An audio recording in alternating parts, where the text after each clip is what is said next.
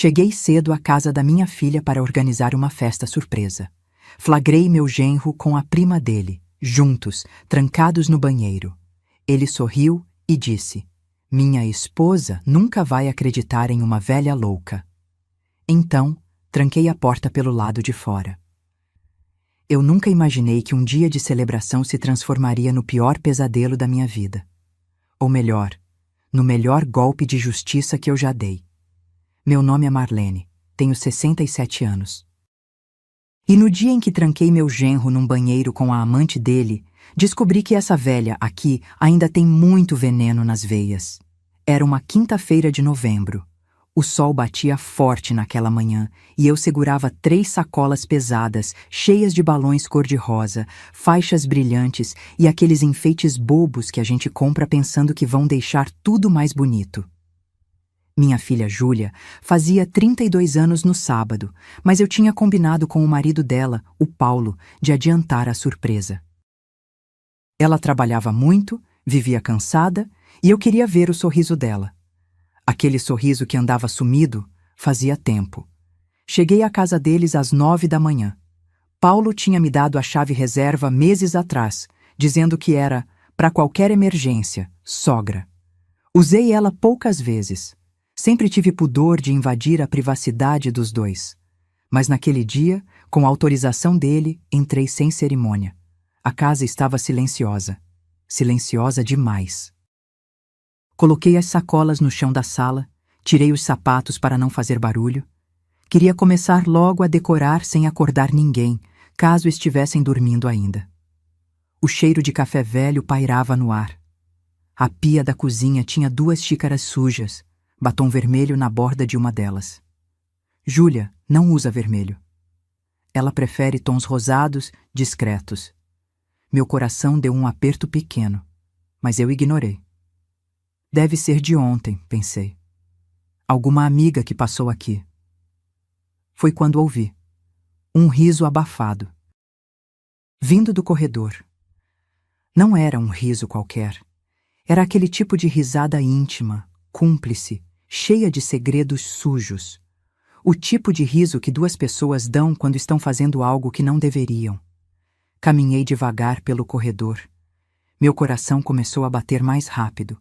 A porta do banheiro de hóspedes estava fechada, luz acesa por baixo da fresta. E então ouvi a voz dele, Paulo. "Fica quieta, amor. Se alguém chegar..." Amor. Ele chamou alguém de amor. E não era minha filha. Encostei meu ouvido na porta. Minha mão tremia. Dentro ouvi sussurros, o som de tecido se ajeitando, uma respiração pesada. E então a voz dela. "Relaxa, Paulo. Ela nunca desconfia de nada. Sua esposa é uma idiota." Reconheci a voz na mesma hora. Karina, a prima dele, aquela que sempre aparecia nas festas de família com sorrisos largos e abraços demorados. Aquela que Júlia considerava uma amiga. Minha visão escureceu. Não de raiva, de foco. Era como se todo o barulho do mundo tivesse sumido e só restasse aquela porta entre mim e a verdade. Bati. 3 vezes, forte. Silêncio do outro lado. Bati de novo. "Quem é?" A voz de Paulo, agora tensa. "Sou eu, Paulo. Marlene." Ouvi um palavrão abafado. Passos rápidos. O barulho da descarga sendo acionada, como se isso fosse apagar a sujeira. A porta se abriu. E lá estava ele. Camisa amarrotada, cabelo bagunçado, olhos vermelhos. Atrás dele, Karina ajeitava o vestido preto. O batom borrado. A cara de quem foi pega com a mão na lata. Paulo me olhou de cima a baixo. E então fez algo que eu nunca vou esquecer. Ele sorriu. Não foi um sorriso envergonhado. Foi um sorriso de deboche, de superioridade. Daqueles que dizem, "E daí? O que você vai fazer?" E então ele disse, com aquela voz calma e cruel, "Minha esposa nunca vai acreditar em uma velha louca como você." Velha louca. Aquelas 2 palavras ecoaram na minha cabeça como um tapa na cara. Eu podia ter gritado, podia ter chorado. Podia ter saído dali correndo para contar tudo para Júlia. Mas eu não fiz nada disso. Eu apenas dei um passo para trás. Deixei que os dois saíssem do banheiro, ainda se ajeitando, achando que tinham ganhado. Paulo passou por mim com aquela arrogância de sempre.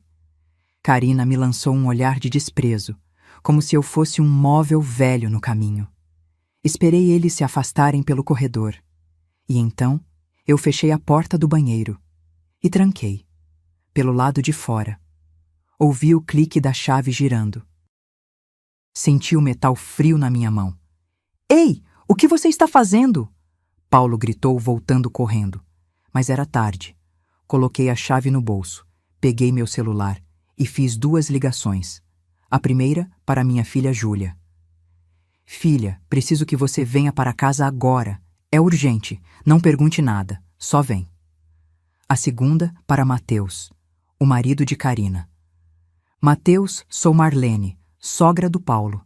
Preciso que você venha até a casa da minha filha, agora. Tem algo que você precisa ver. Desliguei. Paulo socava a porta do lado de dentro. Karina gritava. Eu me sentei no sofá da sala. Abri uma das sacolas. Peguei um balão cor-de-rosa. Comecei a encher. E sorri. Porque naquele momento, aquela velha louca tinha acabado de dar o cheque-mate.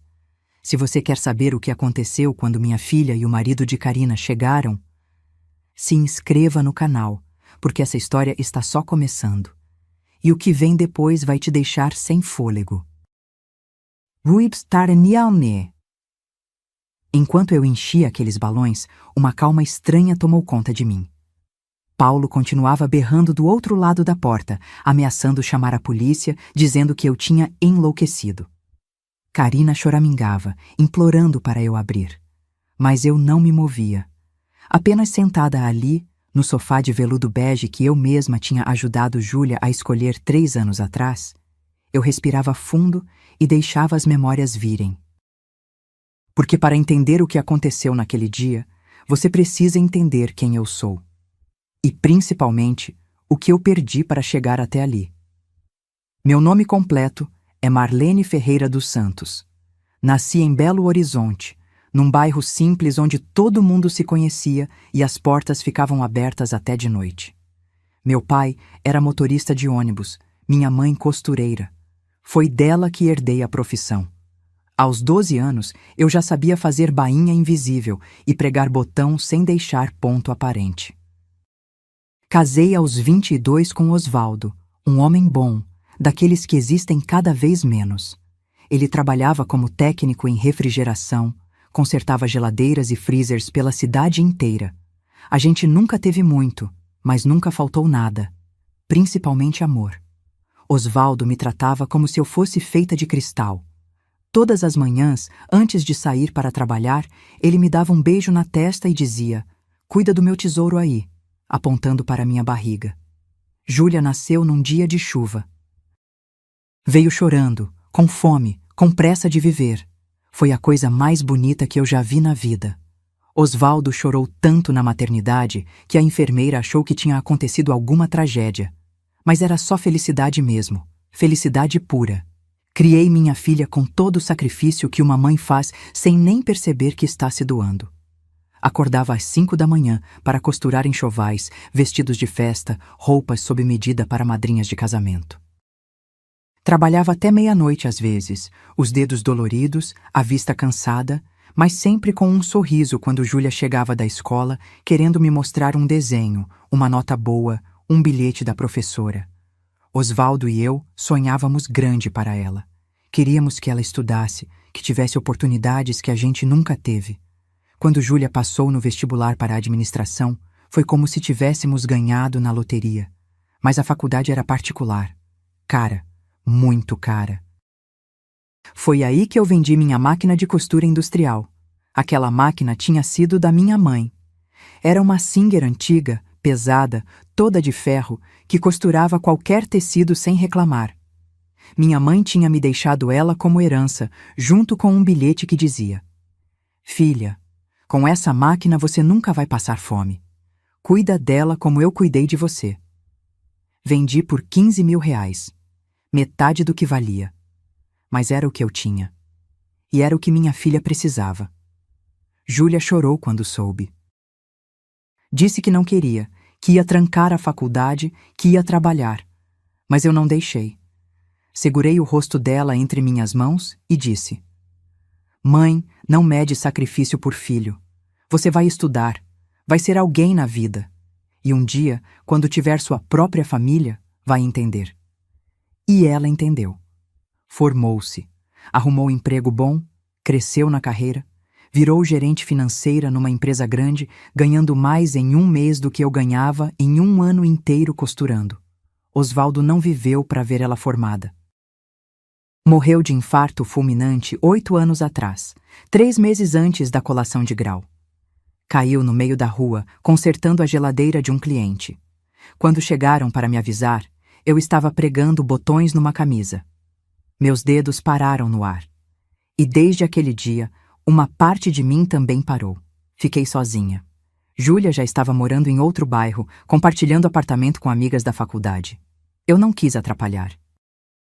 Continuei na minha casinha alugada, num apartamento de 2 quartos que custava R$ 1.800 por mês. Apertado, mas era meu cantinho. Júlia me visitava todo fim de semana no começo. A gente almoçava junto, via filme, conversava até tarde. Ela me contava dos desafios no trabalho, dos chefes chatos, das metas impossíveis. Eu ouvia tudo com orgulho, dando conselhos quando ela pedia, ficando calada quando ela só precisava desabafar. Foi numa dessas visitas que ela me apresentou Paulo. Ele tinha 35 anos, 5 a mais que ela. Empresário, dono de uma distribuidora de bebidas. Chegou dirigindo um carro importado, usando relógio caro, sorriso perfeito. Apertou minha mão com firmeza e disse: A senhora criou uma mulher incrível, dona Marlene. Tenho muita sorte. Eu deveria ter sentido alegria. Mas senti um arrepio. Tinha algo nos olhos dele, uma frieza disfarçada de charme. A forma como ele olhava para Júlia não era de quem ama, era de quem possui. Como se ela fosse um troféu na estante. Mas eu não disse nada, porque mãe que fala mal do namorado da filha vira chata, vira intrometida, vira vilã. E eu não queria ser vilã na vida da minha filha. Eles casaram num sábado ensolarado, numa cerimônia bonita, com 200 convidados. Júlia estava linda, radiante, apaixonada. Paulo estava impecável, de terno cinza, fazendo discurso emocionado sobre como amava minha filha. Todo mundo chorou, inclusive eu. Mas minhas lágrimas não eram só de felicidade. Nos primeiros meses, tudo parecia perfeito. Júlia me ligava animada, contando das viagens que faziam, da casa nova que estavam decorando, dos planos para o futuro. Eu ia visitá-los de vez em quando, sempre avisando antes, sempre respeitando o espaço do casal. Mas aos poucos, as visitas foram ficando mais raras. Júlia começou a cancelar almoços. Dizia que estava ocupada, que Paulo tinha compromissos, que era melhor deixar para outra hora. Quando eu insistia, ela ficava irritada. Mãe, para de ser grudenta. Eu tenho minha vida agora. Grudenta. Aquela palavra doeu mais que qualquer agulha que já furou meu dedo. Paulo começou a fazer comentários nas raras vezes que nos encontrávamos. Júlia precisa crescer, dona Marlene, largar um pouco as saias da senhora. Ou então, sogra demais atrapalha casamento, a senhora não acha? Sempre com aquele sorriso, sempre com aquele tom de quem está brincando. Mas não estava. Eu me afastei. Não porque quis, mas porque senti que estava atrapalhando, que minha presença incomodava, que eu estava sobrando na vida da minha própria filha. Passei a vê-la uma vez por mês. Depois, a cada 2 meses. Conversas rápidas, superficiais. Ela parecia cansada, mais magra, com olheiras. Mas toda vez que eu perguntava se estava tudo bem, ela dizia que sim, que era só trabalho. Até que naquela quinta-feira, Paulo me ligou. Voz animada, simpática. Sogra, vamos fazer uma surpresa para a Júlia. Você pode vir cedo na quinta? Vou sair para resolver umas coisas, mas deixo a chave escondida. A senhora decora e quando ela chegar, festa pronta. Eu acreditei. Acreditei porque eu queria acreditar que meu genro se importava com minha filha, que ele era um bom marido, que eu estava errada sobre ele. Mas enquanto eu sentava naquele sofá, ouvindo Paulo gritar do outro lado da porta trancada, eu entendi uma coisa. Eu nunca estive errada. E aquela velha louca ia provar isso. Hans Ockbom, 23 minutos. Foi o tempo que levou para minha filha chegar. 23 minutos nos quais Paulo passou de ameaças para súplicas. Marlene, pelo amor de Deus, abre essa porta, vamos conversar. Karina alternava entre choro histérico e xingamentos. Sua velha maluca, você vai se arrepender disso. Eu não respondia, apenas continuava sentada, enchendo balões. Um rosa, um branco, outro rosa. Como se nada estivesse acontecendo. Como se meu mundo não tivesse acabado de desabar. Porque tinha desabado, sim. Não pelo Paulo. Eu nunca gostei dele mesmo. Mas pela minha filha. Pelo que isso ia fazer com ela. Pela dor que ela ia sentir quando descobrisse que o homem que dividia a cama com ela estava traindo ela com alguém que ela considerava amiga. O som da chave na fechadura me tirou dos pensamentos. Júlia entrou apressada, bolsa pendurada no ombro, cabelo preso num coque mal feito, rosto preocupado. Ela trabalhava num prédio comercial a 15 minutos dali. Devia ter saído correndo do escritório quando recebeu minha ligação. Mãe, o que aconteceu? Você está bem?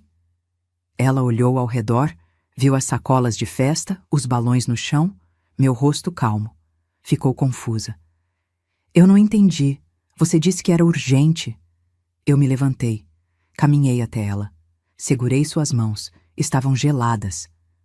Júlia, minha filha, tem algo que você precisa saber. E vai doer. Vai doer muito. Mas você é forte. Mais forte do que imagina. O rosto dela empalideceu. Mãe, você está me assustando. O que... Um soco violento na porta do banheiro interrompeu tudo. Júlia! Júlia! Amor! Sou eu!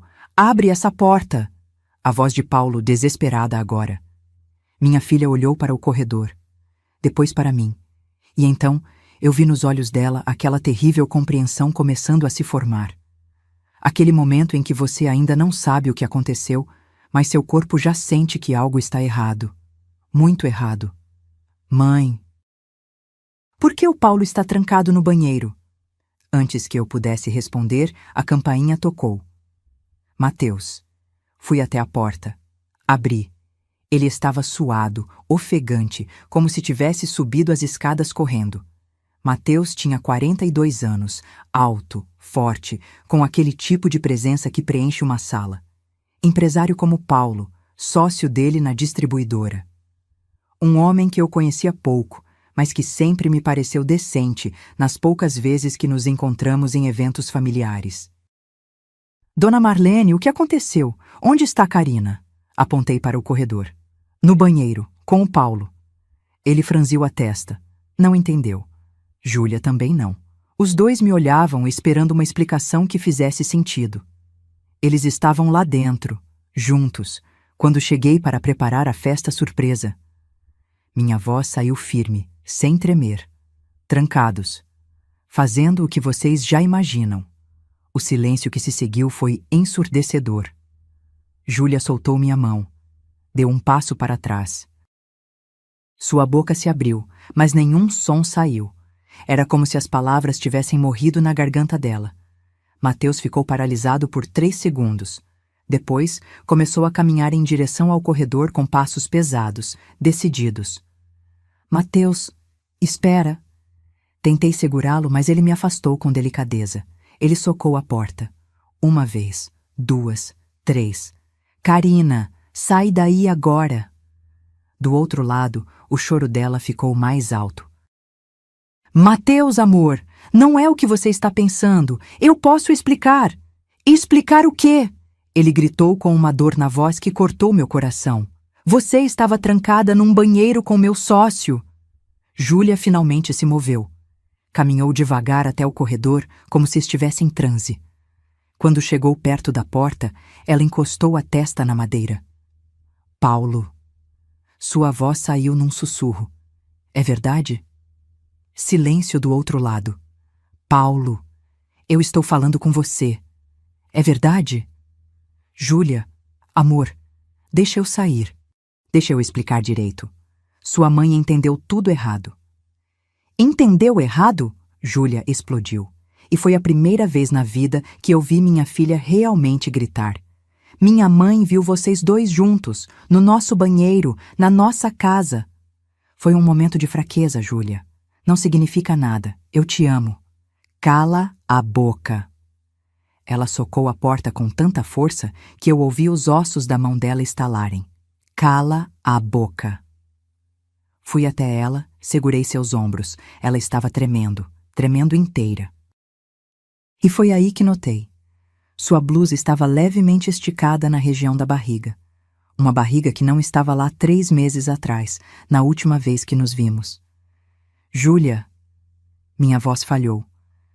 Você está... Ela não precisou responder. Só começou a chorar.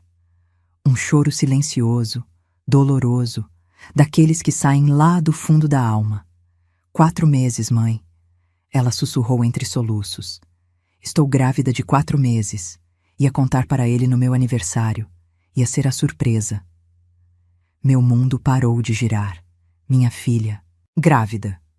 E o marido dela estava traindo ela com a prima dele, na casa deles, no dia em que ela planejava dar a notícia mais importante da vida dele. Mateus ouviu, parou de socar a porta. Olhou para Júlia com uma compaixão que eu nunca tinha visto num homem. E então ele olhou para mim. Dona Marlene, a senhora tem a chave? Peguei do bolso. Entreguei para ele. Quando eu abrir essa porta, ele disse, voz baixa e perigosa, a senhora leva Júlia para o quarto. Ela não precisa ver o que vai acontecer. Júlia enxugou o rosto com as costas da mão. Não, eu quero ver. Eu preciso ver a cara dele. Mateus girou a chave. A porta se abriu. Paulo estava recompondo a camisa. Karina tinha o rímel escorrido pelo rosto, o batom espalhado feito mancha de sangue. Os dois pareciam 2 ratos encurralados. E o que aconteceu nos segundos seguintes mudou tudo. Paulo olhou para Júlia. E então, com aquela arrogância que só os covardes têm, ele sorriu. Amor, graças a Deus você chegou. Sua mãe surtou. Trancou a gente aqui sem motivo. Júlia não deixou ele terminar. Ela deu um tapa na cara dele tão forte que o som ecoou pela casa inteira. Você é nojento, ela disse, voz firme agora. Você é um lixo, e eu estou grávida. O sorriso de Paulo morreu na mesma hora. Karina arregalou os olhos. E Mateus? Mateus partiu para cima de Paulo com uma fúria que eu nunca tinha visto. Maemo, segurei Mateus pelo braço antes que ele quebrasse o nariz de Paulo. Não porque eu me importava com aquele verme, mas porque Júlia não precisava de mais violência naquele momento. Ela precisava de verdade. Mateus não. Minha voz saiu firme, com uma autoridade que eu nem sabia que tinha. Violência não vai resolver, mas a verdade vai. Paulo aproveitou para se afastar, encostando-se na parede do corredor. Karina tentou sair, mas Mateus bloqueou a passagem. Ninguém sai daqui até eu entender o que está acontecendo. Ele disse, respiração pesada, punhos ainda cerrados. Júlia estava paralisada, uma mão sobre a barriga, olhos fixos em Paulo. Grávida. Ela repetiu como se precisasse ouvir de novo para acreditar. Estou grávida de 4 meses. E você? Você estava com ela. Paulo abriu a boca para falar, mas nada saiu. Pela primeira vez desde que o conheci, ele parecia perdido. O homem que sempre tinha uma resposta pronta, sempre uma desculpa na ponta da língua, estava mudo. Foi Karina quem quebrou o silêncio. E o que ela disse mudou tudo. Isso não é novidade para ele, Júlia. A voz dela saiu cínica, quase entediada, como se estivesse revelando um segredo que já estava cansada de guardar. Ele já sabia que você estava grávida. Eu contei para ele há 2 semanas. Júlia virou para ela devagar. Como você sabia? Vi o exame no seu Instagram. Você postou aquela foto boba com legenda de novidades em breve e aquele emoji de bebê. Karina deu de ombros. Não foi difícil deduzir. E você contou para ele, Júlia repetiu, processando. Antes de eu contar. Claro, a gente não tem segredos. Aquelas palavras caíram como bomba. Mateus deu um passo à frente. A gente? Há quanto tempo isso está acontecendo? Karina olhou para ele com um desprezo que gelou meu sangue. 1 ano e meio, talvez 2, perdi a conta. Júlia cambaleou. Corri para segurá-la, mas ela levantou a mão me impedindo. Não, mãe, eu preciso ouvir tudo. Ela respirou fundo e olhou para Paulo. 2 anos? 2 anos você está me traindo? Paulo finalmente encontrou a voz. Júlia, não é assim que você está pensando. Então me explica como é. Ela gritou, e algo na voz dela se partiu. Me explica como você passa 2 anos transando com a prima dele, enquanto eu trabalho feito uma condenada para sustentar essa casa, para pagar as contas, para construir nosso futuro. Sustentar a casa? Paulo deu uma risada amarga. Júlia, você não sustenta nada. Quem paga as contas aqui sou eu, com o dinheiro dela. Karina soltou, cruzando os braços. E então ela olhou para Júlia com uma crueldade calculada. Ou você acha que ele trabalha tanto assim? Aquele dinheiro que você transfere todo mês para investimento conjunto? Não existe investimento, querida. Existe uma conta no nome da mãe dele onde tudo vai parar. O mundo parou. Júlia ficou branca. O que você está falando? Karina sorriu. Sorriu. Como se estivesse se divertindo com aquilo. R$ 8.500 por mês. Você manda religiosamente todo dia 15. Paulo me mostrou os extratos. A gente ria juntos. Cala a boca, Karina. Paulo tentou intervir, mas era tarde demais. Por quê? Ela merece saber. Karina continuou. Merece saber que o apartamento que ele disse que era surpresa para o aniversário dela? Comprado com o dinheiro dela. R$ 485 mil. Está no nome da sogra dela. E o carro importado dele? 320 mil. Também foi ela quem pagou sem saber. Júlia segurou a parede para não cair. Eu corri até ela, segurei seu braço. Júlia, respira. Respira, filha. Mas ela não conseguia. Estava em choque. E eu também estava. 612 mil reais. Minha filha tinha perdido 612 mil reais para aquele monstro. Como você sabe de tudo isso? Mateus perguntou para Karina, voz baixa e perigosa. Porque eu ajudei a planejar. Ela respondeu, sem vergonha nenhuma. Paulo e eu somos parceiros há muito tempo, Mateus. Muito antes de eu casar com você. O silêncio que se seguiu foi sepulcral. Mateus deu um passo para trás, como se tivesse levado um soco. Você casou comigo sabendo... Casamento é um negócio, Mateus. Você tem dinheiro, eu precisava de estabilidade. Paulo tem ambição, eu tenho estratégia. Juntos, a gente ia longe. Karina falou como se estivesse explicando uma fórmula matemática. E ia mesmo, até essa velha intrometida aparecer.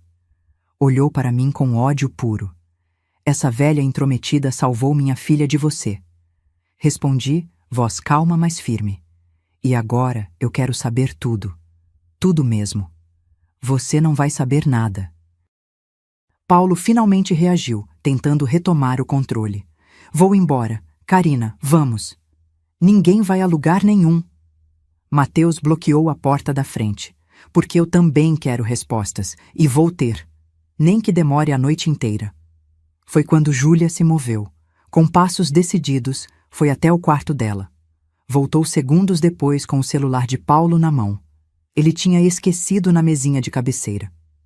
A senha ainda é minha data de nascimento? Ela perguntou, voz assustadoramente calma agora. Paulo empalideceu. Júlia, não mexe nisso. Ela digitou, desbloqueou e começou a ler. Mensagens, centenas delas, entre Paulo e Karina, fotos, conversas explícitas, planos e o pior de tudo. Quando você vai se livrar dela? Júlia leu em voz alta, mãos tremendo. Calma, preciso do dinheiro dela primeiro. Isso aqui é de 6 meses atrás. Ela continuou rolando a tela, lendo em voz alta trechos que iam me partindo ao meio. Júlia é burra, sempre foi, fácil de manipular. Ela realmente acredita que a gente está investindo para o futuro. Que idiota! Mais uns meses e a gente tira tudo dela, depois eu peço o divórcio. Cada palavra era uma facada. Júlia chorava enquanto lia, mas não parava. Era como se ela precisasse sentir toda a dor de uma vez, como se guardar alguma coisa fosse pior. Eu não aguentei. Arranquei o celular da mão dela. Chega, Júlia, chega! Mas ela pegou de volta. Não, mãe, eu preciso ver tudo.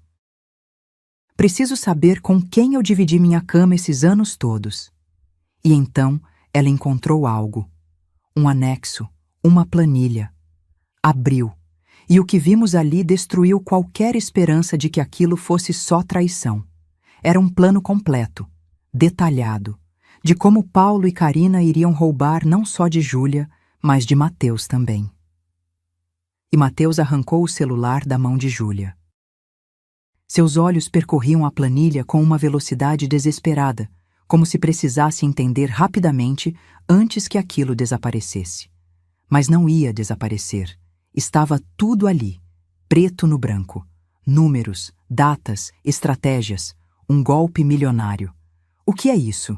Ele murmurou, mais para si mesmo do que para qualquer um de nós. Depois olhou para Paulo. O que é isso? Paulo tentou pegar o celular, mas Mateus foi mais rápido. Levantou o braço mantendo o aparelho longe. Responde! O que significa transferência de ações fase 3 e abertura de empresa fantasma? Karina suspirou, como se estivesse entediada com toda aquela cena. Significa que você é mais idiota do que a Júlia, Mateus. Pelo menos ela tem a desculpa de estar apaixonada. Você? Só é ingênuo mesmo. Karina, cala a boca! Paulo sibilou entre dentes, mas ela ignorou. Por quê? Já era. Eles descobriram. Ela cruzou os braços e olhou para o marido com desprezo. Lembra daquela procuração que você assinou há 6 meses? Aquela que Paulo disse que era só uma formalidade para facilitar as operações da empresa enquanto você viajava? O rosto de Mateus foi perdendo a cor.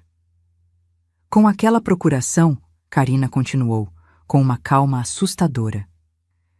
Paulo transferiu suas ações da distribuidora para uma conta fantasma, empresa que existe só no papel. Depois, a gente ia declarar falência fraudulenta da distribuidora original. Você perderia tudo. 2.300.000 reais. As ações que você construiu em 10 anos de trabalho sumiriam. Mas a empresa está bem, Mateus disse, voz rouca. Os números estão positivos, os contratos estão renovados. Estão agora. Paulo finalmente falou, percebendo que não havia mais volta. Mas a gente criou 3 empresas fantasmas que funcionam como fornecedores. Notas fiscais falsas, pagamentos que saem da distribuidora e voltam pra gente. Já desviamos 4.100.000 reais nos últimos 2 anos. O número ecoou pela sala como um tiro. Júlia segurou minha mão com tanta força que senti meus ossos estalarem. 4 milhões... E tem mais. Karina sorriu, e foi o sorriso mais cruel que já vi na vida. Júlia, você é avalista de um empréstimo da empresa. Lembra? 850.000 reais. Paulo te convenceu dizendo que era para expandir negócios, comprar mais caminhões de entrega. Eu lembro. Júlia sussurrou. Aquele dinheiro nunca foi investido, foi desviado também. E quando a empresa declarar falência, a dívida cai toda no seu nome. Você vai ficar devendo quase 1 milhão de reais, Júlia, enquanto eu e Paulo estaríamos vivendo bem longe daqui, talvez na Europa. Já até escolhemos o país. Júlia soltou minha mão. Caminhou até Paulo, devagar, como se estivesse flutuando. Parou na frente dele, olhou nos olhos dele. E perguntou com uma voz quebrada, você me amou algum dia? Algum dia você sentiu algo de verdade por mim? Paulo desviou o olhar E aquele silêncio foi a resposta mais honesta que ele já tinha dado. Foi quando Mateus explodiu. Ele jogou o celular no chão com tanta força que a tela estilhaçou. Depois agarrou Paulo pela gola da camisa e o empurrou contra a parede. Você é meu sócio, eu confiei em você, apresentei minha família para você. Mateus, solta ele! Karina gritou, mas ninguém se moveu para ajudar. Você tem filhos, Mateus? Mateus gritou no rosto de Paulo, olhos vermelhos. Dois filhos pequenos que te chamam de tio Paulo, que brincam com você, e você ia deixar eles sem nada? Seus filhos vão ficar bem. Paulo tentou se soltar, mas Mateus era mais forte. Eles têm a mãe. A mãe que está tramando me roubar há 2 anos. Mateus virou para Karina, ainda segurando Paulo. Você é mãe, Karina. Como você consegue? Fácil, ela respondeu. Maternidade não paga conta. Dinheiro paga. Foi nesse momento que eu entendi. Aquelas 2 pessoas não tinham alma, não tinham coração. Eram predadores. E minha filha, meu genro por tabela, tinham sido as presas perfeitas. Mas eles não sabiam de uma coisa. Essa velha aqui tinha dentes também. Mateus, solta ele. Eu disse, voz firme. Ele olhou para mim, confuso. Dona Marlene? Solta, violência não vai resolver, mas eu vou. Mateus hesitou, mas obedeceu. Paulo ajeitou a camisa, respirando pesado. Caminhei até a mesinha de centro, peguei minha bolsa, tirei meu celular e mostrei a tela para todos. Enquanto vocês discutiam, eu disse calmamente, eu liguei para o meu sobrinho, Henrique, advogado especialista em fraudes corporativas. Ele ouviu tudo, cada palavra. E já está providenciando as medidas legais. O sangue sumiu do rosto de Paulo. Além disso, continuei, sentindo uma força que eu não sabia que tinha. Tirei foto de todas essas mensagens, da planilha, de tudo. E já mandei para 3 pessoas diferentes, incluindo o contador da empresa de vocês. Você não pode fazer isso. Paulo avançou em mim, mas Mateus o segurou. Já fiz. Respondi olhando nos olhos dele sem medo. E sabe por quê? Porque você chamou essa velha aqui de louca. Disse que minha filha nunca ia acreditar em mim. Mas eu não precisei convencer ela de nada, Paulo. Você se enforcou com sua própria corda. Júlia veio até mim. Abraçou-me por trás, chorando no meu ombro. Mãe, obrigada. Não me agradeça ainda, filha, eu disse, acariciando o braço dela, porque isso aqui está longe de acabar. Olhei para Mateus. Você tem os documentos da empresa? Contratos, extratos, papéis da procuração? Tenho tudo no escritório. Por quê? Porque a gente vai precisar. Henrique disse que tem mais coisa. Ele pediu para você ir até o escritório agora pegar uma pasta específica, a pasta verde do cofre. Você sabe qual é? Mateus franziu a testa. A pasta com os documentos de quando a gente fundou a empresa? Essa mesma. Traz para cá, agora. Ele não questionou. Apenas pegou as chaves e saiu correndo. Paulo e Karina ficaram em silêncio. Mas eu vi o medo nos olhos deles. Porque eles sabiam. Sabiam que estava vindo mais coisa. E que seria pior. Muito pior. Porque essa velha louca tinha descoberto algo que eles achavam que estava enterrado para sempre. Um segredo que ia destruir os dois de uma vez por todas. Mateus voltou 27 minutos depois. Entrou pela porta com uma pasta verde debaixo do braço, suado, ofegante, olhos arregalados. Ele tinha visto algo. Algo que o tinha abalado. Dona Marlene, ele disse, voz trêmula. Eu não sabia. Eu juro que não sabia de nada disso. Eu sei, Mateus. Respondi, pegando a pasta das mãos dele. Você é vítima tanto quanto minha filha. Abri a pasta na mesa de centro. Júlia se aproximou, enxugando as lágrimas. Paulo e Karina continuavam encostados na parede, tensos, observando cada movimento meu como animais acuados. Dentro da pasta havia documentos antigos, contratos de abertura da distribuidora, registros de sócios E uma ficha criminal. De Paulo. O que é isso? Júlia pegou o papel, lendo rapidamente. Seus olhos foram ficando cada vez mais arregalados. Estelionato? Apropriação indébita? Isso é de 10 anos atrás. Goiânia, eu disse, apontando para o cabeçalho do documento. Ele aplicou o mesmo golpe lá. Casou-se com uma empresária, desviou dinheiro da empresa dela, fugiu antes de ser preso, cumpriu 2 anos em regime semiaberto, saiu, mudou de cidade, recomeçou. Júlia olhou para Paulo com uma expressão que eu nunca tinha visto no rosto dela. Não era mais dor, era nojo. Você tem ficha criminal e nunca me contou. Porque não era importante. Paulo tentou se defender, mas a voz saiu fraca. Foi no passado. Eu mudei. Mudou? Mateus deu uma risada amarga. Você está fazendo exatamente a mesma coisa. A única diferença é que agora tem 2 vítimas em vez de uma. E tem mais, eu disse, tirando outro documento da pasta. Karina conhecia Paulo na época. Ela estava em Goiânia. Trabalhava no escritório da empresa que ele roubou. Todos os olhos se viraram para Karina. Ela era cúmplice, continuei.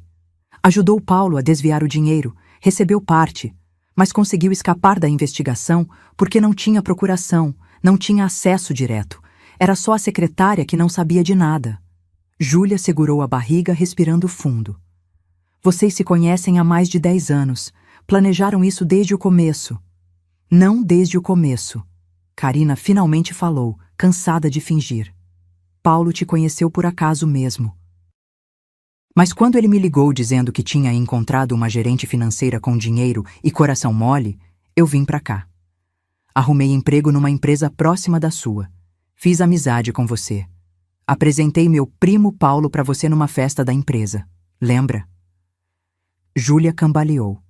Eu segurei ela. Respira, filha. Respira. Tudo foi armado, Júlia sussurrou. Desde o primeiro dia. O encontro na festa, o interesse dele por mim, o pedido de casamento. Tudo. Tudo. Karina confirmou, sem qualquer remorso.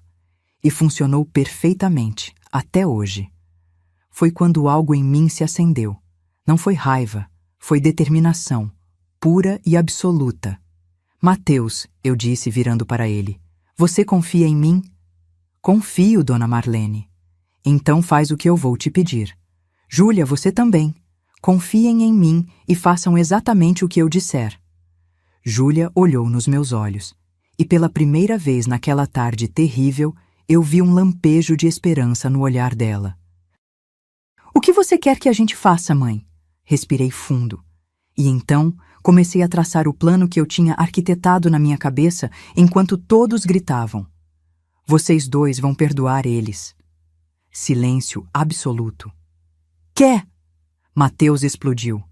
Dona Marlene, com todo respeito, a senhora enlouqueceu? Não, respondi calmamente. Vocês vão fingir que perdoam. Júlia, você vai dizer pro Paulo que quer tentar de novo por causa do bebê, que quer dar uma chance pro casamento. Mateus, você vai fazer o mesmo com Karina. Vai dizer que quer reconstruir a família por causa dos filhos. Mãe, eu não consigo, Júlia começou, mas eu segurei o rosto dela entre minhas mãos. Você consegue, porque é só por alguns dias, o tempo necessário para a gente juntar todas as provas que a justiça precisa. Confissões gravadas, documentos irrefutáveis, movimentações bancárias. Júlia entendeu. Mateus também. A senhora quer que eles se sintam seguros, Mateus disse lentamente. Quer que eles achem que ganharam. Exatamente. Eu sorri. Porque pessoas seguras cometem erros, falam demais, escorregam. E quando escorregarem, a gente estará lá para pegar cada palavra, cada movimento. Paulo deu um passo à frente. Vocês não vão conseguir provar nada. Eu tenho advogados, tenho dinheiro. Você tem o dinheiro dela, corrigi, apontando para Júlia. E o dele, apontei para Mateus. Mas não por muito tempo. Peguei meu celular de novo. Liguei para Henrique no viva voz. Tio Henrique, eu disse quando ele atendeu, conseguiu falar com o juiz? Consegui, tia. Medidas cautelares aprovadas. Contas bloqueadas a partir de amanhã, 6 da manhã. Bens indisponíveis até resolução do processo. Apartamento, carro, ações, tudo. Paulo ficou branco. E a queixa-crime? Mateus perguntou, aproximando-se do telefone. Registrada, estelionato, apropriação indébita, falsidade ideológica, formação de quadrilha. Se for comprovado tudo o que vocês me mandaram, estamos falando de 8 a 12 anos de prisão, para cada um. Karina sentou no chão. Simplesmente desabou, como se as pernas não a sustentassem mais. Mas, Henrique continuou, preciso de mais provas, principalmente confissão gravada ou testemunho adicional. O que vocês têm é forte, mas um bom advogado pode alegar coação, manipulação de provas digitais. Precisamos de algo irrefutável. A gente vai conseguir, eu disse, olhando para Paulo e Karina. Eles vão entregar de bandeja. Desliguei. Júlia se virou para Paulo, e com uma força que eu não sabia que ela tinha, começou a atuar. Paulo, ela disse, voz ainda chorosa, mas controlada. Eu te amo. Eu não quero perder minha família. Não quero que meu filho cresça sem pai. Ela engoliu seco, como se as palavras queimassem. Podemos tentar de novo? Terapia de casal? Recomeçar? Paulo olhou para ela desconfiado. Você está falando sério? Estou grávida. Estou com medo. Não quero ficar sozinha. As lágrimas dela eram reais, mas a intenção era calculada. Por favor. Mateus entendeu o papel dele. Virou para Karina. Karina, pelos nossos filhos. Eles precisam da mãe. Vamos conversar, buscar ajuda, mas não vamos destruir nossa família assim. Karina olhou para ele, depois para Paulo. Algo passou entre os olhos dos dois, uma comunicação silenciosa. E então, Paulo sorriu. Tá bom, amor, a gente tenta de novo. Eles acharam que tinham ganhado. Mas essa velha louca tinha acabado de colocá-los exatamente onde eu queria. 2 semanas se arrastaram como 2 anos. Júlia tinha que acordar todo dia ao lado de Paulo, fingir que acreditava nele, sorrir quando ele tocava sua barriga, fingindo interesse pelo bebê. Ela me ligava toda noite chorando, pedindo forças, e eu dava, porque eu sabia que aquilo ia acabar logo. E quando acabasse, seria glorioso. Mateus também sofria. Voltou para casa com Karina, dormia no quarto de hóspedes, mas na frente dos filhos pequenos agia como se tudo estivesse normal. As crianças não mereciam ver o mundo dos pais desabar. Ainda não. Durante essas 2 semanas, Henrique trabalhou feito um condenado.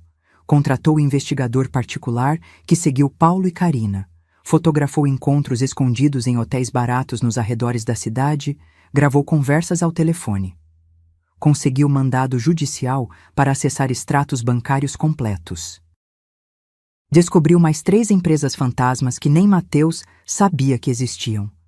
O prejuízo total chegou a R$5.800.000, mas ainda faltava a confissão, aquela que não deixaria margem para nenhum advogado, nenhum juiz questionar.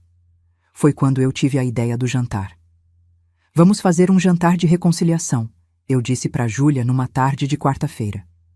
Na sua casa, eu, você, Paulo, Karina e Mateus. Como se fosse um recomeço. Mãe, eu não aguento mais ficar perto dele. Júlia respondeu, voz cansada. Toda vez que ele me toca, eu tenho vontade de vomitar. Eu sei, minha filha, mas é a última vez, eu prometo. Ela confiou em mim. Marquei para o sábado seguinte. Cheguei cedo, ajudei Júlia a preparar tudo. Lasanha, salada, pão de alho. Comprei vinho caro, aquele que Paulo gostava. Coloquei a mesa bonita, com guardanapos de tecido, flores no centro. E enquanto arrumava, instalei um gravador minúsculo dentro do porta-toalhas do banheiro. Outro atrás do quadro da sala. E deixei meu celular gravando dentro da bolsa, que ficou estrategicamente aberta no sofá. Paulo e Karina chegaram juntos. Ela trouxe uma sobremesa. Ele trouxe mais vinho. Sorrisos largos, abraços calorosos. Mateus chegou minutos depois, com os filhos. Deixou eles com a babá numa casa vizinha antes de entrar. Jantamos, conversamos amenidades. Júlia atuou perfeitamente, sorrindo nas horas certas, tocando o braço de Paulo como se ainda o amasse. Mateus fez o mesmo com Carina. Eu fui a velhinha bobinha, fazendo perguntas ingênuas, rindo de piadas sem graça. Paulo baixou a guarda, bebeu 3 taças de vinho. Ficou confiante, expansivo. Depois da sobremesa, arquitetei minha jogada. Paulo, querido, eu disse docemente. Você não quer trocar essa camisa? Derrubei molho de tomate sem querer no seu ombro. Ele olhou. Tinha uma manchinha pequenininha que eu mesma tinha colocado enquanto passava atrás dele. Ah, dona Marlene, a senhora é desastrada mesmo. Ele riu, levantando. Júlia, me empresta uma camisa? Pega a azul clara no armário, ela disse controlada. Paulo foi pro quarto trocar, e foi quando comecei minha parte. Virei para Carina, servindo mais vinho na taça dela. Carina, posso te fazer uma pergunta de velha bisbilhoteira? Ela estava levemente tonta do vinho. Sorriu. Claro, dona Marlene. Vocês dois... Vocês realmente se amam? Ou é só por causa dos filhos mesmo? Mateus ficou tenso, mas não interrompeu. Júlia também esperou. Carina tomou mais um gole. Amor, dona Marlene, a senhora acredita nisso? Acredito. Amei meu marido até o último dia dele. Que romântico, Carina disse com um sarcasmo quase imperceptível. Mas amor não paga conta. Amor não compra apartamento na praia. Amor não garante futuro. Então você não ama Mateus. Eu provoquei, voz inocente. Amar? Ela riu, baixinho. Mateus é conveniente, assim como Paulo foi conveniente para Júlia. A gente sabe o que faz, dona Marlene. A senhora é de outra época, não entende como relacionamentos modernos funcionam. Me explica então. Insisti, enchendo mais vinho na taça dela. Porque essa velha aqui quer aprender. Carina se inclinou, olhos brilhando com aquela mistura de álcool e arrogância. Paulo e eu somos sócios há muito tempo. Muito antes de Mateus. Muito antes de Júlia. A gente sabe o que quer. Dinheiro, liberdade, viver bem, casamento é só fachada.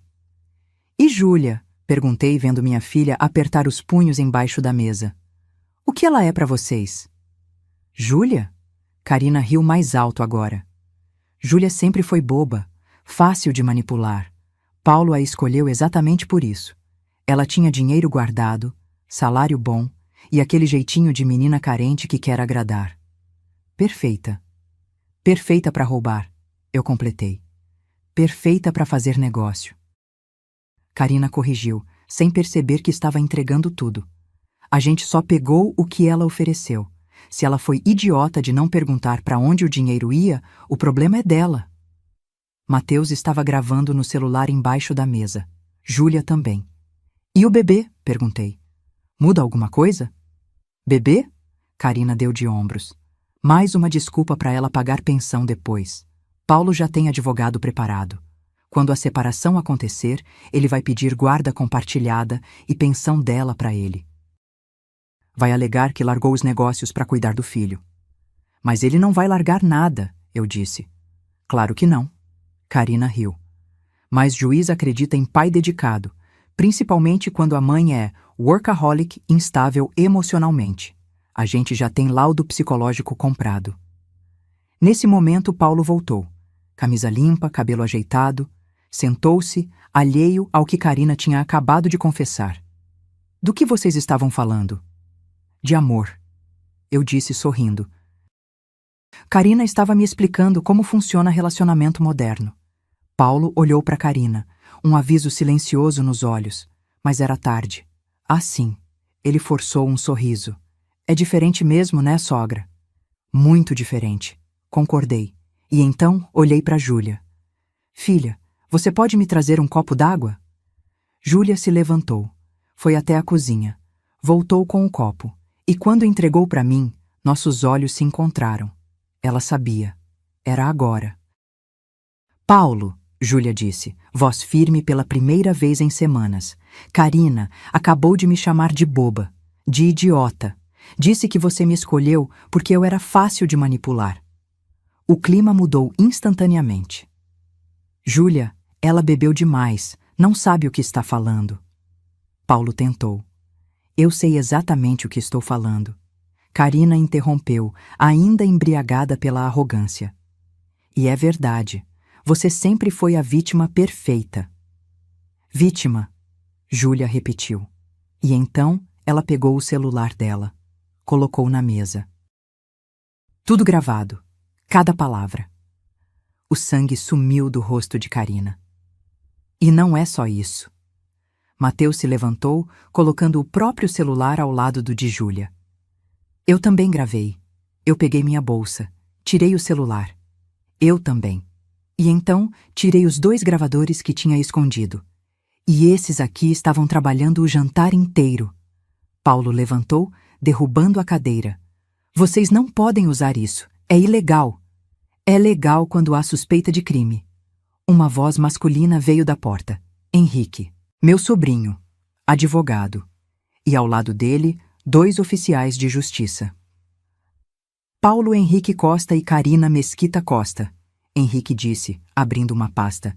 Estão sendo formalmente acusados de estelionato, apropriação indébita, falsidade ideológica e associação criminosa. Têm direito a um advogado. Tudo o que disserem pode ser usado contra vocês. E foi quando eu vi. O momento exato em que eles perceberam que tinham perdido. E Paulo tentou correr, literalmente. Deu meia volta em direção à porta dos fundos, mas um dos oficiais de justiça foi mais rápido. Bloqueou a saída com o corpo, braços cruzados, postura firme. Não havia para onde fugir. Karina permaneceu sentada, mãos tremendo, o vinho virando ácido no estômago dela. A arrogância tinha evaporado. No lugar, só havia pânico. Dona Marlene, Henrique se virou para mim com um sorriso orgulhoso. A senhora é brilhante, confissão completa, gravada em múltiplos dispositivos com testemunhas presentes. Qualquer advogado que pegue esse caso vai recomendar acordo. Eu não quero acordo. Júlia se levantou, colocando as mãos sobre a barriga de 5 meses. Quero que ele pague. Por cada mentira, por cada centavo roubado, por cada noite que dormia ao lado dele, achando que estava construindo uma família. E vai pagar, Henrique garantiu. Mas antes disso, tem uma coisa que vocês precisam ver. Ele abriu o notebook que trouxera, colocou sobre a mesa. Clicou em alguns arquivos. Planilhas apareceram na tela. Números vermelhos, nomes, datas, transferências bancárias. Passamos as últimas 2 semanas investigando a fundo. Henrique explicou, girando a tela para todos verem. E encontramos mais do que esperávamos. Mais? Mateus se aproximou, olhos percorrendo os dados. Quanto mais? Além dos 5.800.000 reais que já tínhamos documentado, Henrique continuou. Descobrimos que Paulo abriu 7 empresas fantasmas nos últimos 4 anos. Não 3. 7. Todas com CNPJs ativos, emitindo notas fiscais falsas, recebendo pagamentos da distribuidora. Mateus segurou a mesa para não cair. 7 empresas. Fornecedores inexistentes. Henrique apontou para a tela. Transportadora Ágil Liquida. Distribuidora Nacional de Bebidas. Logística Express do Brasil. Nenhuma tem sede física. Nenhuma tem funcionários. Apenas contas bancárias que recebem dinheiro e transferem para contas pessoais. Contas no nome de quem? Júlia perguntou, mas já sabia a resposta. Da mãe dele, do irmão dele e de uma conta offshore nas Ilhas Cayman em nome de uma fundação de fachada. Henrique mostrou os documentos. Total desviado até agora, 8.270.000 reais. O número ecoou pela sala como uma bomba. 8 milhões? Mateus explodiu, virando para Paulo. Você roubou 8 milhões da minha empresa? Paulo não respondeu. Apenas olhava para o chão, mandíbula travada. E tem mais. Henrique continuou implacável. A empresa estava programada para declarar falência no mês que vem. Já tinha um advogado contratado, documentação falsa pronta, tudo. Quando falisse, Mateus perderia suas ações. Júlia ficaria com a dívida de R$ 850 mil no nome. E Paulo e Carina desapareceriam. Para onde? Júlia perguntou, voz fria agora. Portugal. Henrique mostrou prints de conversas. Já tinha um apartamento alugado em Lisboa, passagens compradas para daqui a 5 semanas. Visto de residência em andamento. Iam viver dos 8 milhões desviados enquanto vocês dois se afundavam em dívidas e processos. Júlia fechou os olhos. Respirou fundo. Quando abriu novamente, havia algo diferente neles. Não era mais dor. Era determinação. Mãe. Ela se virou para mim. Como você sabia? Como descobriu tudo isso? Caminhei até o sofá, sentei, cruzei as pernas, olhei para Paulo, depois para Carina. E então contei. Quando tranquei vocês dois naquele banheiro, eu não estava com raiva. Estava calculando. Comecei, voz tranquila. Porque costureira pobre não sobrevive 70 anos nesse país sem aprender a ler pessoas. E Paulo, você sempre foi transparente para mim. Transparente? Ele cuspiu a palavra com raiva. Transparente. Repeti. Sempre soube que você não amava minha filha. Vi no primeiro dia que te conheci. Nos seus olhos. Na forma como você tocava ela. Era toque de posse, não de amor. Mas eu não disse nada, porque mãe que fala mal de genro vira vilã. Então fiquei quieta, observando, esperando. Júlia segurou minha mão. Esperando o quê? Esperando você perceber sozinha. Mas você estava apaixonada demais, cega demais. Respirei fundo. Então, quando vi a chance, quando flagrei eles dois juntos, eu soube. Era minha oportunidade de proteger você. Mas como você sabia sobre as empresas fantasmas? Sobre o dinheiro desviado? Mateus perguntou. Não sabia, admiti. No começo só desconfiava. Mas liguei para o Henrique porque ele é especialista nisso.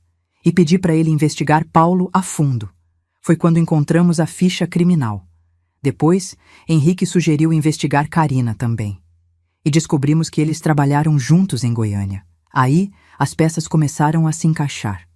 Henrique assumiu a narrativa. Com a ficha criminal e a conexão entre os dois, consegui mandado judicial para acessar documentos bancários. Foi trabalhoso, mas quando o juiz vê histórico de estelionato mais suspeita de novo golpe, ele aprova rápido. E vocês não contaram nada pra gente. Mateus disse, entre admiração e frustração. Porque precisávamos de confissão. Eu expliquei. Documentos podem ser contestados. Advogados caros podem criar narrativas alternativas. Mas confissão gravada, com testemunhas, em contexto social? Irrefutável. Olhei para Carina. Por isso eu te provoquei. Te enchi de vinho. Fiz você se sentir superior, segura. Pessoas seguras falam demais, principalmente quando estão bêbadas e arrogantes. Carina não respondeu. Apenas chorava agora, maquiagem escorrida, mãos no rosto. E quanto às medidas cautelares? Júlia perguntou. Já em vigor. Henrique sorriu. Contas de Paulo e Carina bloqueadas desde esta manhã. O apartamento que ele comprou no nome da mãe? Indisponível. Não pode ser vendido nem alugado. O carro importado? Apreendido há 3 horas. Está no pátio da justiça agora. E as ações da empresa? Mateus estava pálido, mas esperançoso. Já revertidas. Henrique mostrou documentos na tela. A procuração foi anulada judicialmente. As ações voltaram para o seu nome. A empresa não vai falir.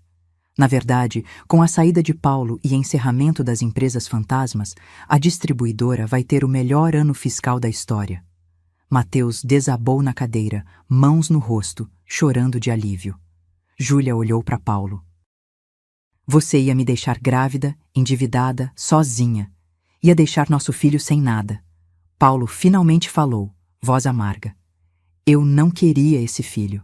Você decidiu sozinha engravidar. O tapa que Júlia deu nele ecoou pela casa toda. mais forte que o primeiro. Ele cambaleou, mão no rosto, olhos arregalados. Nunca mais, ela disse, voz baixa e perigosa. Nunca mais fale do meu filho, porque você não é pai dele. É só um criminoso que vai passar os próximos anos atrás das grades. Virei para Henrique. Quanto tempo? Se for condenado em todas as acusações, 10 a 15 anos. Com a ficha criminal anterior, dificilmente consegue regime aberto. E o dinheiro? Mateus perguntou. Conseguimos recuperar? Parte sim. Os 8 milhões estão bloqueados. Vão ser confiscados e devolvidos para a empresa e para Júlia proporcionalmente. Mas o processo é lento. Pode levar 2, 3 anos. Não importa, Júlia disse.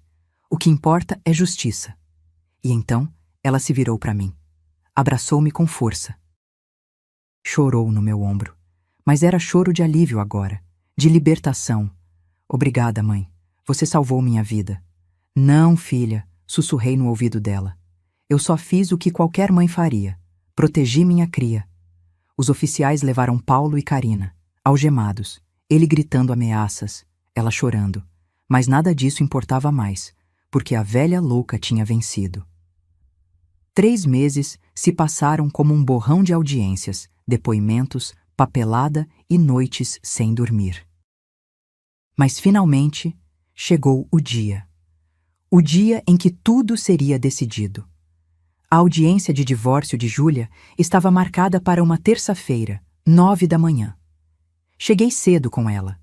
Minha filha estava com 28 semanas de gravidez agora, a barriga redonda e evidente, movimentos do bebê visíveis por baixo do vestido verde claro que ela escolhera usar. Verde esperança, ela me disse no caminho. Esperança de recomeço. Entramos no fórum de mãos dadas.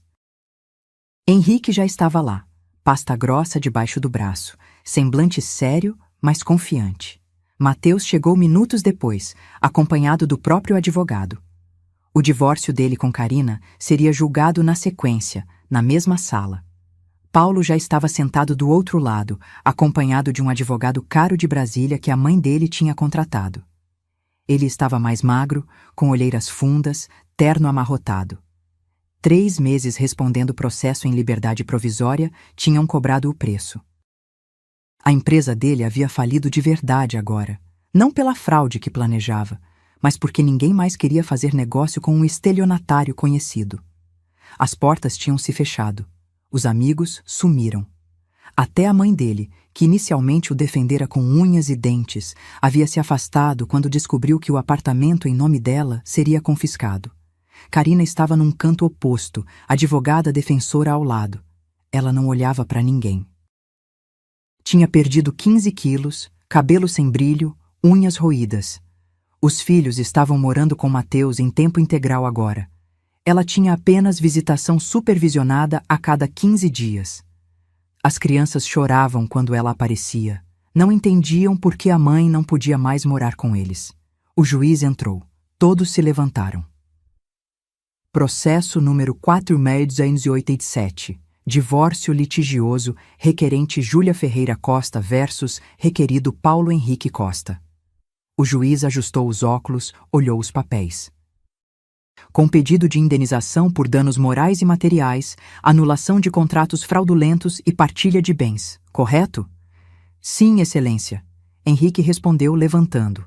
A audiência começou. Henrique apresentou tudo.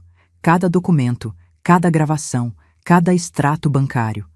Mostrou as mensagens de Paulo chamando Júlia de idiota, de manipulável, de investimento temporário. Tocou trechos da gravação do jantar, onde Karina confessava o golpe inteiro. A advogada de Paulo tentou argumentar. Disse que as gravações eram ilegais, que Paulo estava sendo vítima de perseguição, que Júlia era corresponsável pelos investimentos e sabia dos riscos. Mas Henrique destroçou cada argumento. Mostrou que Paulo tinha ficha criminal anterior. Provou que Júlia nunca teve acesso às contas onde o dinheiro realmente ia. Apresentou testemunho do contador da empresa, confirmando fraude. Júlia foi chamada a depor. Subiu ao estrado com dificuldade, a barriga pesando, mas cabeça erguida.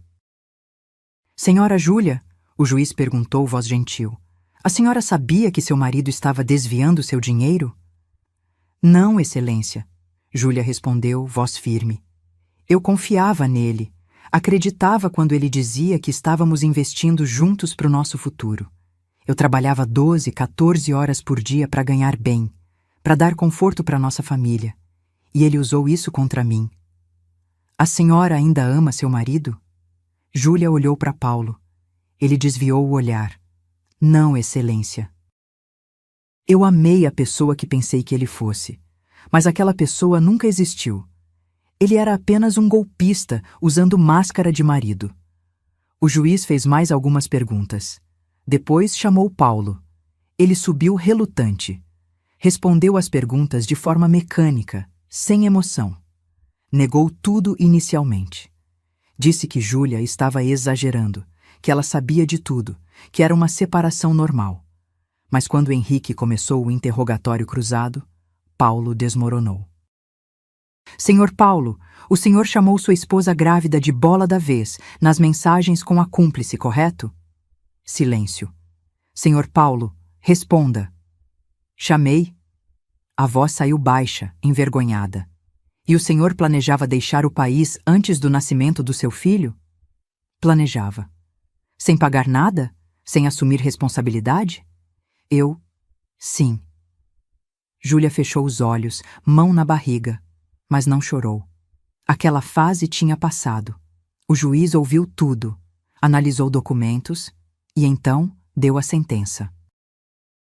Diante das provas apresentadas, decreto o divórcio litigioso com culpa exclusiva do requerido Paulo Henrique Costa. Pelos danos morais causados, adultério comprovado, fraude financeira e abandono de lar, condeno o requerido a pagar indenização de R$780 mil à requerente. Júlia segurou minha mão com força. Além disso, o juiz continuou. Determino pensão alimentícia no valor de R$4.200 mensais ao nascituro, a ser paga a partir do nascimento. O valor será corrigido anualmente e é irredutível, devendo ser pago mesmo em caso de desemprego do requerido, sob pena de prisão. Paulo fechou os olhos. Quanto à partilha de bens, considerando que todos foram adquiridos com dinheiro desviado da requerente, determino que o apartamento, quando liberado pela Justiça Criminal, seja transferido integralmente ao nome da senhora Júlia. O carro, idem. As ações da distribuidora que estavam em nome do requerido também serão transferidas. A advogada de Paulo tentou contestar, mas o juiz ergueu a mão. Não terminei. Senhor Paulo, o senhor está proibido de se aproximar da requerente a menos de 200 metros. Proibido de contato, salvo por advogados para assuntos relacionados à criança. Qualquer descumprimento resultará em prisão preventiva imediata. Bateu o martelo. Próximo caso. Divórcio de Carina Mesquita Costa e Mateus Oliveira Costa. O processo de Mateus foi mais rápido. Carina não contestou. Aceitou tudo. Perdeu a casa, perdeu a guarda dos filhos, ficou apenas com visitação supervisionada. Foi condenada a pagar R$350 mil a Mateus por danos morais. Quando tudo terminou, saímos do fórum. Havia jornalistas na porta. O caso tinha ganhado repercussão. Idosa de 67 anos desmascara esquema milionário e salva filha grávida, diziam as manchetes. Desviamos das câmeras. Júlia estava exausta. No estacionamento, ela parou, segurou meu rosto entre as mãos. Mãe, eu nunca vou conseguir te agradecer o suficiente. Você não precisa me agradecer, filha. Mães não esperam agradecimento. Esperam apenas que seus filhos sejam felizes. Eu vou ser, ela prometeu, sorrindo pela primeira vez em meses. Eu e meu filho. Vamos ser felizes. Mateus se aproximou. Dona Marlene, sem a senhora, eu teria perdido tudo. Minha empresa, minha dignidade, meus filhos. Você não perdeu porque é homem bom, Mateus. Homens bons merecem justiça. Entramos no carro. Henrique estava radiante. Tia, a senhora é lendária. Quero ser como a senhora quando crescer. Ri pela primeira vez em meses. Você já cresceu, menino. No caminho para casa, Júlia adormeceu no banco de trás, mão na barriga. Olhei pelo retrovisor. Minha filha, forte, sobrevivente, vencedora, e pensei, essa velha louca tinha cumprido seu papel. 6 meses depois daquela audiência, em uma manhã chuvosa de abril, Júlia entrou em trabalho de parto. Eu estava na cozinha preparando chá de camomila quando ela gritou do quarto. Larguei tudo, corri até lá. Ela estava sentada na cama, mão na barriga, olhos arregalados. Mãe, a bolsa estourou. Não entramos em pânico. Pegamos a mala que estava pronta há semanas, chamamos o Uber, fomos para o hospital. No caminho, Júlia segurava minha mão com tanta força que meus dedos ficaram roxos, mas eu não reclamei. Apenas segurei de volta, firme, presente. Davi nasceu às 4 da tarde. 3 quilos e 400 gramas. Olhos escuros, cabelo preto, pulmões potentes. Chorou alto quando o médico o colocou no peito de Júlia. E naquele choro, ouvi vida. Vida nova, recomeço, esperança. Júlia chorou também, mas era choro de felicidade. Ela olhou para mim com aquele bebê nos braços e disse: Mãe, olha o que eu fiz, olha o que eu consegui. Você sempre foi forte, filha, só precisava lembrar disso. Paulo não apareceu, não mandou mensagem, não ligou, não quis conhecer o filho. Júlia esperou por 3 dias. No 4º dia, ela parou de esperar. Registrou Davi apenas no nome dela. Ferreira. Como eu. Como deveria ser. Saímos do hospital 1 semana depois. Júlia já estava morando comigo desde o divórcio. Ou melhor, eu estava morando com ela. Ela insistiu que deixasse meu apartamento alugado, que morasse na casa espaçosa que agora era só dela. Aceitei. Não por necessidade, mas porque minha filha precisava de mim. E eu dela. A casa ficou diferente. Tiramos tudo que lembrava Paulo. Demos novos móveis, novas cores, nova energia. O quarto que seria escritório dele virou o quarto do Davi. Pintamos de azul claro, colocamos bichinhos nas paredes, móbile de estrelas no teto. Júlia voltou ao trabalho 4 meses depois. Não precisava por dinheiro. A indenização tinha garantido segurança financeira. Mas ela queria. Precisava se sentir produtiva, independente. Mateus a fez sócia da distribuidora oficialmente, 35%. Ela merecia. A empresa cresceu 43% no primeiro ano sem Paulo.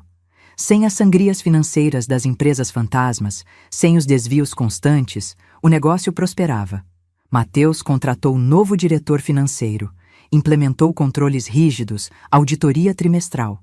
Nunca mais seria enganado.